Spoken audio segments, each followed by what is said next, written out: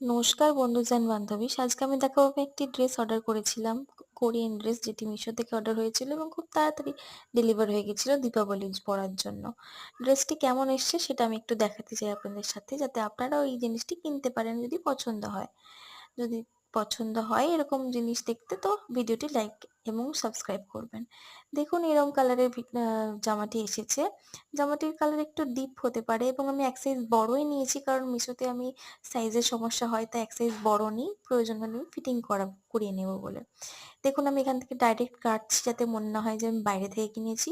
জামাটির দামই খুব অল্পই ছিল, তো সেই হিসাবে আশা করি ঠিকই দিয়েছে।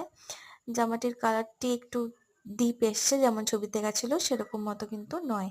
এবং বউটি একটু ছোট, বউটি বড় হলে বেশ ভালো লাগতো।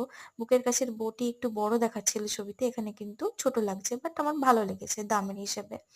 চলুন এই ড্রেসটিকে পরে দেখা যাক। পরার পর দেখছি ঠিকই লাগছে, মেকআপ টেকআপ করলে ঠিকই লাগছে।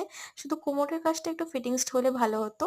আপনারা যদি অ্যাফোর্ডেবল কোরিয়ান ড্রেস চান, তো এই ড্রেসটা নিতে পারেন। ভিডিও দেখার জন্য খুব ধন্যবাদ।